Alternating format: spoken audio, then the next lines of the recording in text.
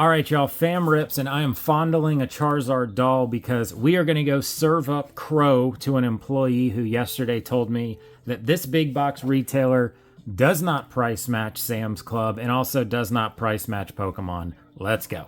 So here we are. We're at Best Buy. I did pop in yesterday just to see what they had, and there were 2 Charizard UPCs in the back. So we're going to go snag them. I wasn't a huge fan of the $80 price tag, and I wouldn't pay $8 a pack for Pokemon that are current anyway. So I went online and looked, and they do price match Sam's Club, who has them for $50. So, you know, if you don't want to pay for a membership or you don't have one near you, we're going to see if this is an option. So we're going to go and see if they still have the 2, and then go from there and see if we can see if they will price match.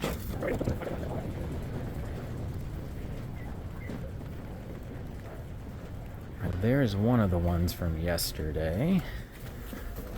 Let's see if they have the other one, which they do. So we'll grab this.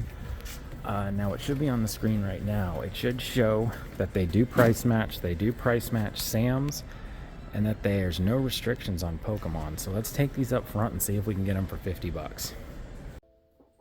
All right, we will get this guy out of here because we are home, and he has got 2 new brothers from Best Buy. We did run into a tiny snafu when we were checking out. They said their system only allowed them to go down to $58. I don't know if that's true or not. On the way home, I did go ahead and call Best Buy, and the customer service rep did the extra $8 per box. So either way, even at $58, much better than $80, and more palatable than $8 a pack. Under 6, and you get some cool promos. Let's go ahead and we'll just dive into one. So if you haven't seen one of these boxes, we'll go into one quickly here. I wasn't really going to do an opening, but I mean, when you can get these bad boys for $50, why not?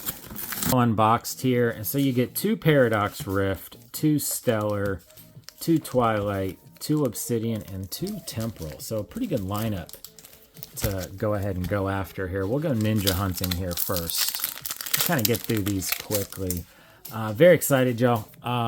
You know, we're seeing the stock come back. I was up and down the west coast of Florida this past week for work, and lots of MJ Holdings restocks I saw. Didn't have time to wait for any, but the time of having to purchase online, overpriced, to have to buy into ridiculous 4x MSRP for just have someone else open your cards for you.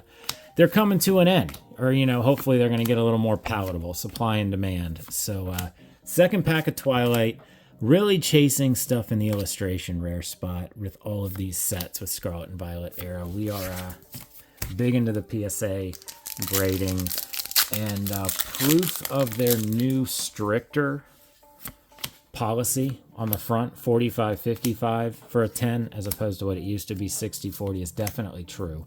I think it's a good thing, but in the short term it's a little brutal when you're used to almost 50% of your pack fresh cards getting a 10. It is much lower now. And this is about where I'm going to go ahead and be honest. I'm running out of stuff to talk about besides saying Stellar Crown. Let's pull the Squirtle. We've already pulled, what is it, the SIR turtle thing. Brad, that is on the way to you. He bought it off our store. And, well, there we go. Sparkling Crystal. There's an IR we'll take. All right, so there you go. We got our Transformer Pokemon there, just in time for us to go into Paradox Rift, which outside of your Altaria, I think the SIRs are pretty good here, but I think it's Groudon and then Mole Metal are the big graded cards here that we'd be looking for. But Tatsugiri, Dondozo, Tulip, Knack, Lee, Steenie, and a Groudon, but in just a regular holo.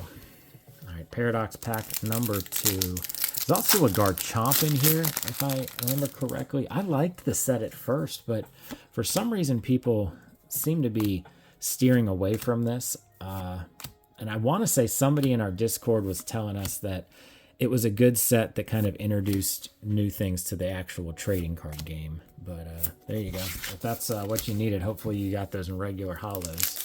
All right, Obsidian Flames. We need to get something going here besides just an illustration rare.